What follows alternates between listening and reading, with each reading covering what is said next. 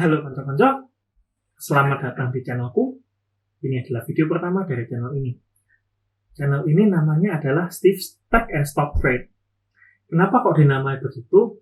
Jadi topik yang akan tak bahas di channel ini seputar trading saham dan teknologi atau gadget-gadget yang tak pelajari dan tak gunakan selama perjalanan karir sebagai financial advisor, stock trader, dan banyak side project lainnya yang aku tangani langsung beberapa waktu ini.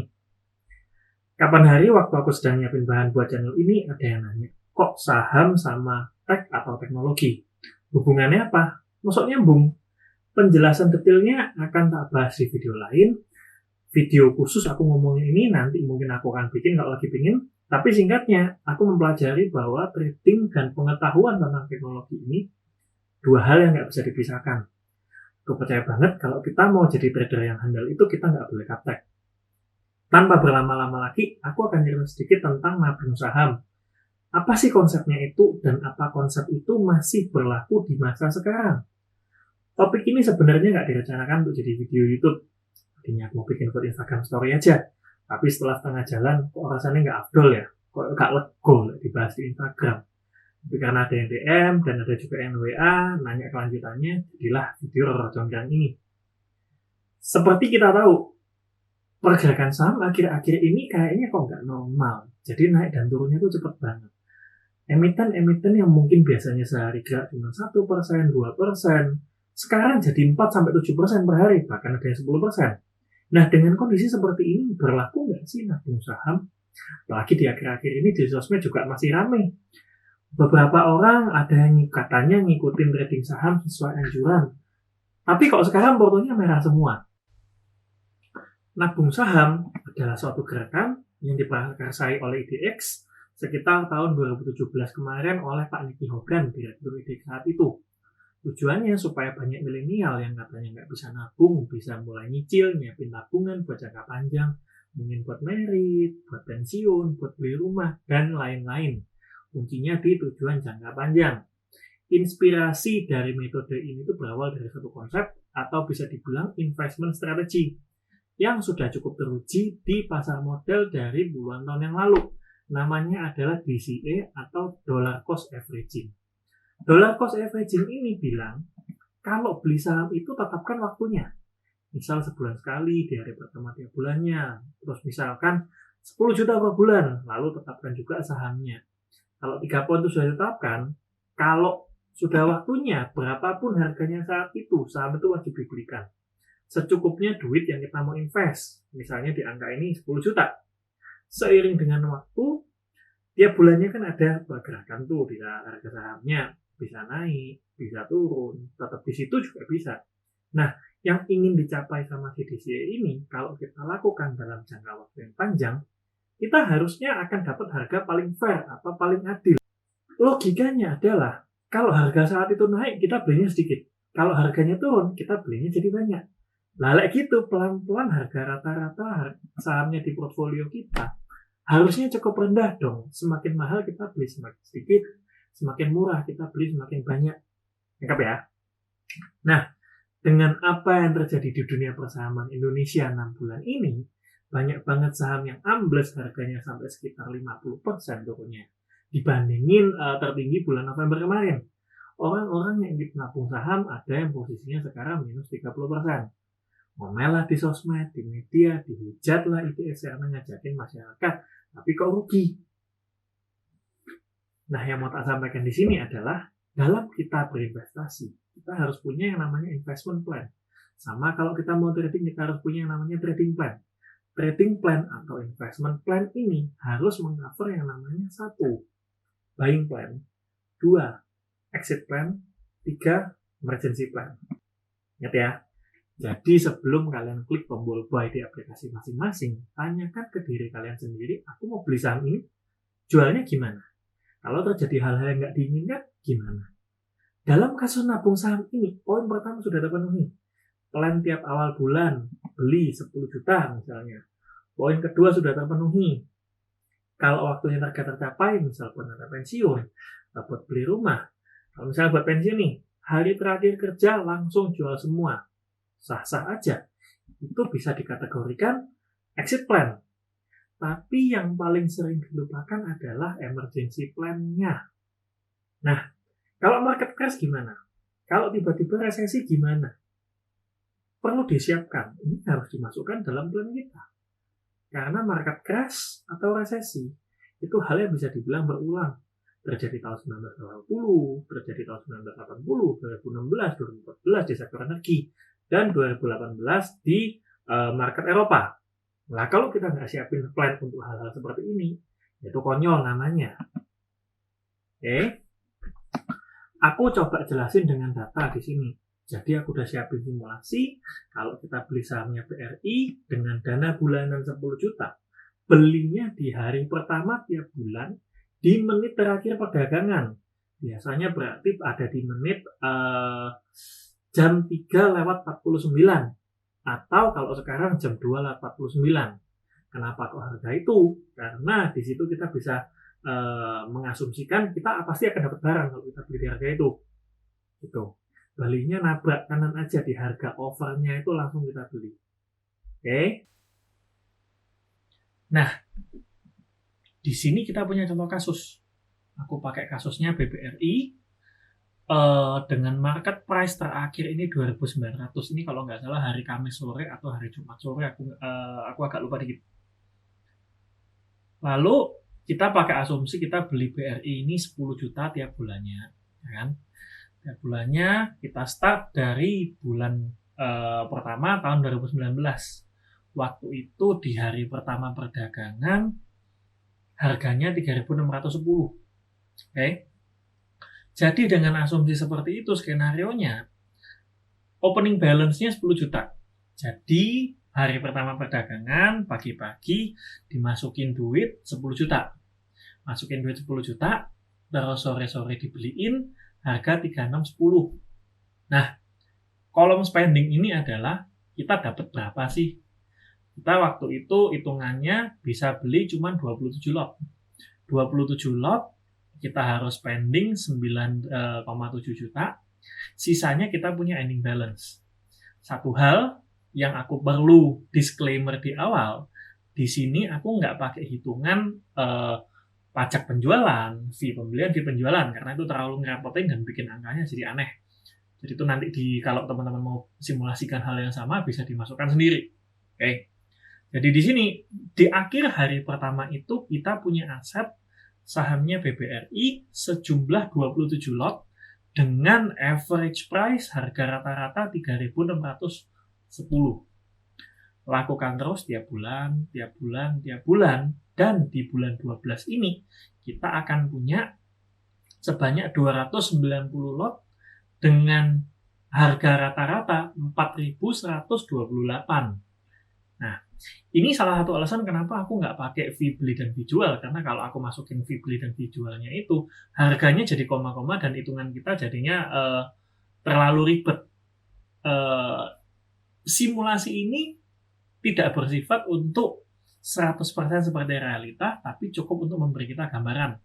Nanti bakalnya gimana sih lah aku jadi beneran masukin plan-nya seperti itu. Oke. Di sini aku tetap masukin angka-angkanya, opening balance-nya. Nah, ending balance dari bulan sebelumnya, duit sisa yang nggak kita masukin, itu akan dimasukkan di opening balance bulan depannya. Seperti teman-teman bisa lihat, ending balance di bulan 12 2019 ini dibawa ke bulan pertama 2020. Ditambahin 10 juta, kita punya 10 juta sekian ratus ribu. Ya kan? Hal ini supaya duit kita benar-benar efektif, supaya kalkulasi kita juga benar, nggak ada duit nganggur yang dibiarkan. Nah, setelah 12 bulan pertama, kalau kita start dari Januari 2019, setelah 12 bulan pertama, kita investasi udah 119 juta, sekian. Kita punya dana sisa hampir 300 ribu. Lanjut, kalau kita hitung sampai ke, ntar teman-teman bisa cek ya, ini aku pakai market price ini kalau nggak salah bulan hari Kamis atau hari Jumat, ntar dicek sendiri. Lalu buying price di bulan ini itu adalah buying price tanggal 1 Juni 2020. Waktu itu harga tutupannya di harga 3.100. Setelah dihitung semua, total kan kita udah investasi 18 bulan. Jadi kita masukin duitnya udah 179, sekian juta. Kita dapat 465 lot dengan harga rata-rata 3.866 ya. Nah, kalau kita melakukan yang namanya nabung saham seperti ini, nggak pakai mikir, pokoknya taruh, beli, lupakan. Portfolio kita saat ini, kita akan punya yang namanya floating loss 25%, 24,99%. Main gede. Belum pernah ngerasain profit, belum ditarik, udah rugi. Tapi kalau kayak gini kan udah males nih. Oke. Ini kalau kita ngambil cara normal nabung tanpa mikir ya. Di sebelah kanan yang diwarnain abu-abu, teman-teman bisa lihat. Oke, angkanya ini adalah kalau misalnya kita ngambil kita ngitung di bulan 12 tahun lalu, kita udah masukin 119 juta, nilai saat itu waktu harganya di 4.400, kita punya nilai 128 jutaan, 127, something juta. Kita punya floating profit 6,5%. Bulan Januarinya kita masih punya floating profit 7,38%. Tapi kalau kita lihat lagi waktu bulan 6, kita punya floating loss 25%. Nah, ini yang terjadi kalau kita menerapkan nabung saham nggak pakai mikir. Karena konsep awalnya itu tidak mengakomodasi emergency plan. Emergency plan yang harusnya dibuat sendiri oleh investor. Oke? Ini aku punya satu simulasi lagi, tapi dengan berbagai catatan. Berjalanin. Nah, di sini aku melakukan perubahan sedikit atau modifikasi sedikit tentang konsep nabung sahamnya ini. Konsepnya sih nggak berubah, tapi aku menambahkan emergency plan. Emergency plan-nya untuk mengakomodasi kalau ada krisis. Ya. Jadi gimana sih kira-kira kalau ada krisis, apa yang terjadi? Rata-rata si sahamnya BRI ini kan kalau kondisi normal naik turun paling 2%. Mentok-mentoko 3%. Hampir gak pernah DE bisa berubah lebih dari 3%. Jadi kalau kira-kira lagi krisis, tiba-tiba terjadi penurunan harga yang super tajam dalam satu hari, 5%, 7%, kira-kira mungkin nggak? Mungkin aja. Nah, di sini ada yang aku nggak cantumkan di sini. Di sini aku running simulasinya.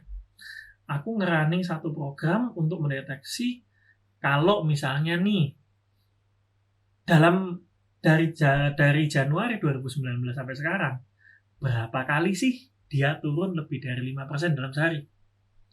Berapa kali sih dia turun lebih dari 10% dalam sehari?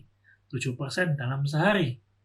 Nah, ternyata di analisa aku menemukan angka yang kira-kira pas ini di angka 5%.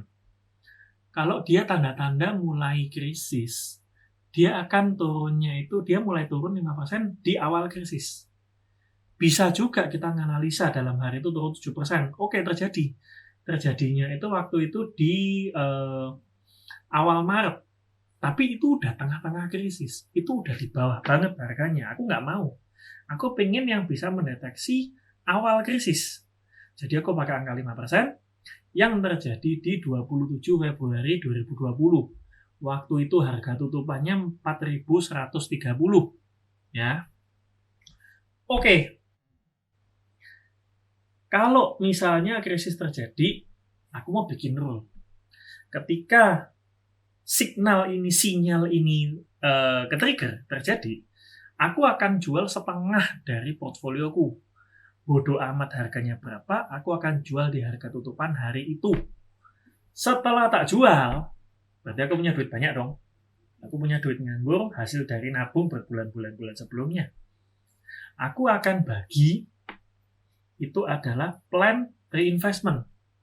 Dibagi di 3 bulan. Nanti penjelasannya lebih lanjut di belakang, kenapa kok 3 bulan, kenapa kok bukan 2 bulan atau 6 bulan ya. Aku akan bagi ini di 3 bulan, porsinya 3-4-3. Maksudnya itu adalah ketika krisis terjadi, awal krisis di 27 Februari 2020, aku akan jual setengah portfolioku saat itu. Di mana waktu itu sesuai penghitungan aku bisa jualan 167 lot. Di harga 4130, aku dapat cash hampir 69 juta. 3-4-3, jadi cash 69 juta ini aku bagi 3. 30%, 40%, 30%. Dapat angka 20,7, 27,5, 20,7. Oke. Setelah budgetnya dibagi 3, aku reinvest. Tetap dengan buying plan yang sama. Di harga berapapun hari pertama bulan itu. Nah, dibagi 3 ini kan krisisnya terjadi di bulan 2. Jadi duit ini akan masuk lagi di hari pertama perdagangan bulan 3, hari pertama perdagangan bulan 4, dan bulan 5. Makanya kalau kita lihat yang di highlight hijau ini, angkanya tiba-tiba mengendut. Opening balance yang biasanya 10 jutaan jadi 30 juta. Karena ketambahan yang habis jualan itu. Oke, running lagi. Oh ternyata setelah dijalankan sampai bulan 6, aset yang kita masukin ini nggak beda sebenarnya. Deket-deket sama 180 juta. Karena duit yang kita jual waktu awal krisis, kita reinvest lagi. Nah, yang berbeda adalah di floating loss-nya. Kalau di kasus pertama kita diemin, di kasus pertama yang ini, kita diemin, kita nggak bergerak, kita pasrah sama keadaan. Floating loss-nya ada di bawah. Karena waktu turun kita punya harga nyangkut di atas. Tapi kalau kita punya emergency plan untuk cut loss, kita punya emergency plan untuk exit sebagian waktu awal krisis, ini efektif banget dalam menurunkan average price. Ya, teman-teman bisa lihat di sini kita punya harga rata-rata 3866. Mungkin ini tak buka aja supaya lebih kelihatan ya. Di sini kita bisa lihat average kita bulan 1, bulan 2 itu 4150, 4160, 415 something, 404 something, sampai bulan 6 itu 3866. Tapi kalau kita ngikutin strategi cut loss dan reinvest, harga rata-rata kita benar sampai bulan 2 itu masih 4169. Tapi begitu sampai bulan 3, 4, 5, average-nya langsung turun drastis. Nah, turun drastis ini gunanya apa? Supaya ketika, kan konsepnya kalau kita punya average price di sini, 3866 nih, kita baru cuan kalau harga saat ini, kita asumsikan future price ya, itu di atas 3866. Misal harga sekarang di 3.500. Kita belum cuan, kita masih minus 9,5%. Tapi kalau harga saat ini tuh di 3800, belum cuan sih, tapi maksudnya minusnya udah tipis banget. Nah, apa yang terjadi kalau kita cut loss? Kalau kita di harga 3.500 future price-nya, maksudnya misalnya nih, ini kan hitungan hari Kamis kemarin. Kalau hari ini tiba-tiba 3.500, kita udah cuan, kita udah mulai profit. Karena average price kita di 3438. Nangkep? Jadi di sini kita biasanya krisis itu kan dimulai di harga yang tinggi-tinggi banget. Krisis itu dimulai dengan volatilitas yang naik. Krisis itu dimulai dengan pergerakan yang di luar kebiasaan. Nah, dengan emergency plan ini kita berusaha menangkap kejadian di luar kebiasaan itu. Ya. Begitu ketangkap, kita kabur duluan. Kalau kondisinya udah normal, kita masuk lagi. Tetap dengan plan yang sama, tetap dengan selling plan yang sama. Ya kapan kita butuh duitnya, mungkin waktu pensiun. Tapi yang ditambahkan adalah emergency plan. Buying plan, selling plan, emergency plan. Udah lengkap semua. Oke?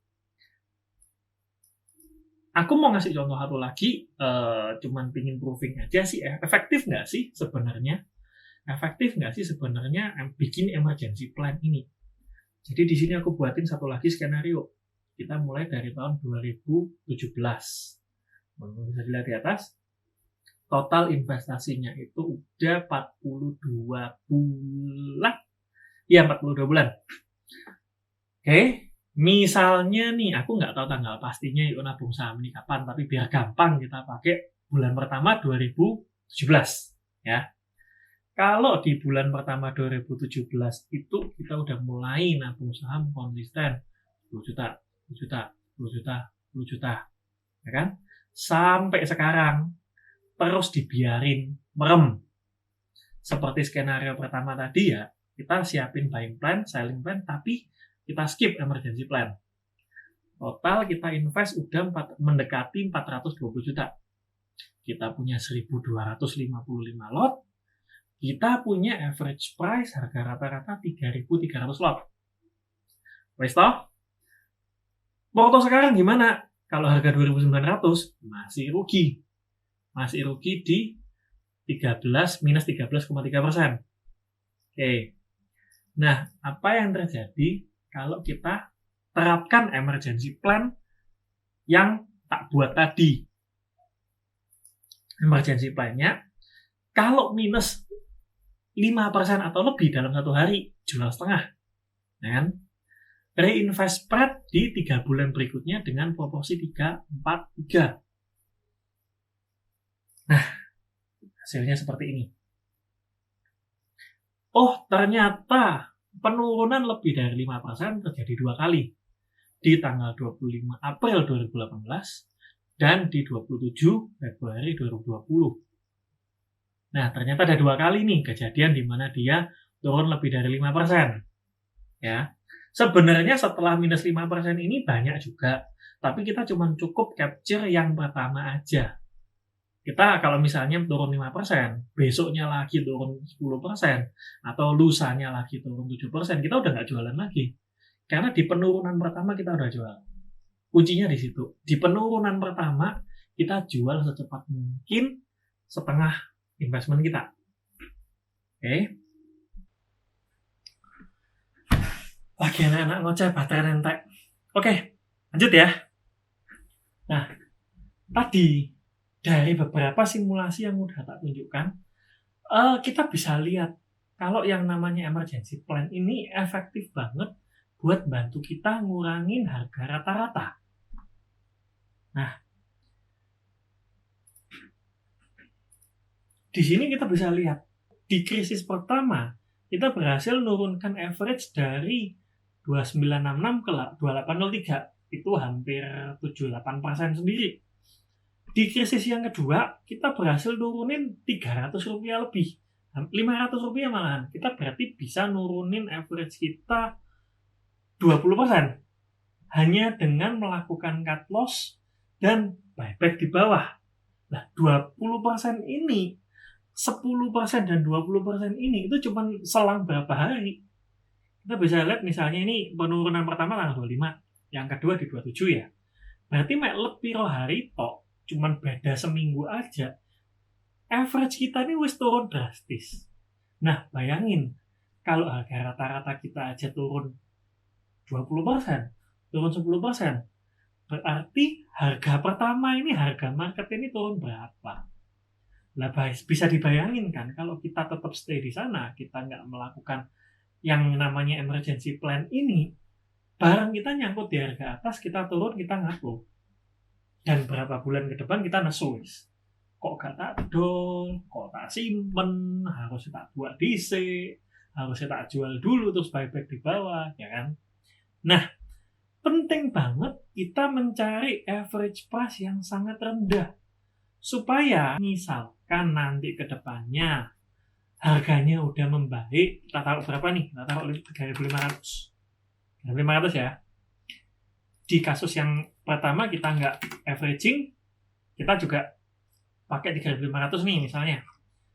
Di kasus pertama, meskipun harganya udah balik, profit kita cuman 4,6%. Tapi di kasus kedua di mana kita melakukan averaging down, profit kita ini naik jadi 22%. 23% kalau harganya 3.500 lagi. Ini mengasumsikan setelah periode nabung ini kita nggak nambah ya. Tentunya kalau kita nambah, apalagi dengan harga di bawah, kita bisa dapatnya lebih banyak lagi. Ini yang contoh pertama tadi, 4,6% aja kalau harganya recover ke 3.500. Ini contoh kedua, di mana kita cut loss dan buyback. Di harga yang sama, kalau harganya 3.500, kita dapat 23%. Bedanya ini jauh banget, 20%-an. Nah ini lah duit kabeh sih, ya. Mosok yo nggak mau. Nah, jadi terbukti banget bahwa teknik ini penting, tapi perlu ditambahkan lagi, perlu disempurnakan lagi. Karena tidak mengcover 3 aturan utama yang kita harus punya sebelum kita mulai trading.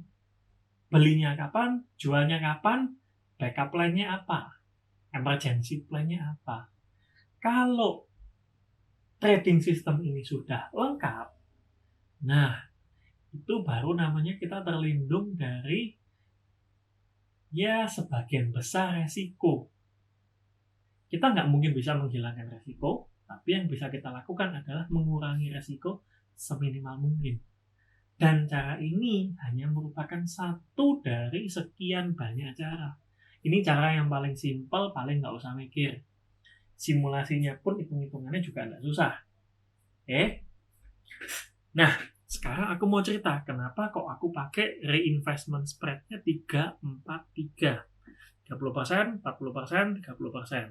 Nah, karena kalau kita telusurin periode-periode krisis yang terjadi, mulai dari krisis tahun 90, krisis tahun 2008, krisis karena kolera, krisis karena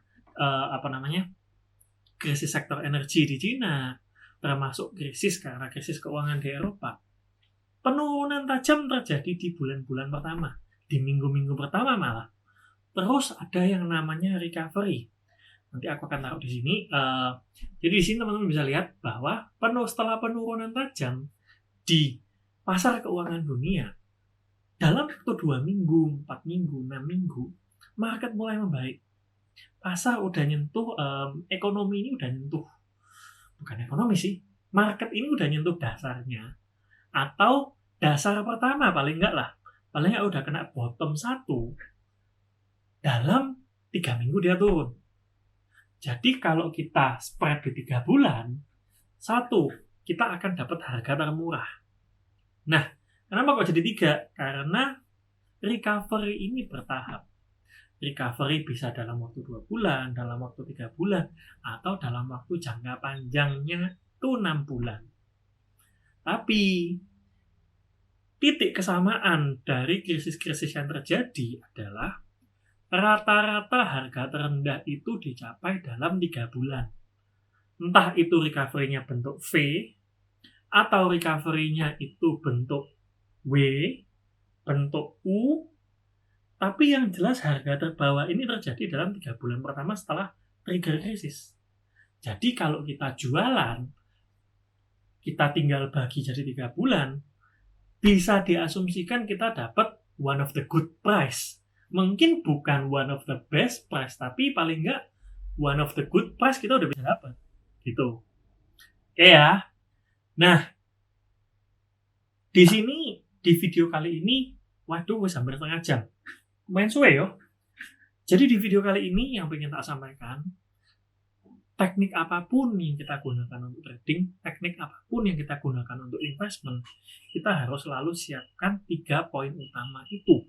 Entah mau pakai strategi apapun, entah mau pakai money management seperti apapun, tapi 3 poin itu, buying strategy, selling strategy, dan emergency strategy, itu harus lengkap semua supaya resikonya bisa diminimalisir.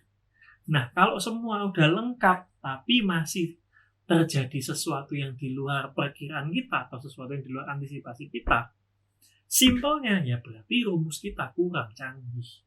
Waktunya belajar lagi, dianalisa salahnya di mana, mana yang bisa diimprove. Nah, kalau teman-teman pengen belajar atau pengen nyoba sendiri di Excel yang tadi aku pakai, linknya akan aku kasih di description. Aku akan upload supaya teman-teman bisa download, bisa nyoba sendiri. Monggo dimain-mainin di sana. Oke. Mungkin untuk saat ini, hari ini sampai sini dulu video kali ini. Jangan lupa komen, like, and subscribe. Sampai ketemu di video-video berikutnya. Ciao.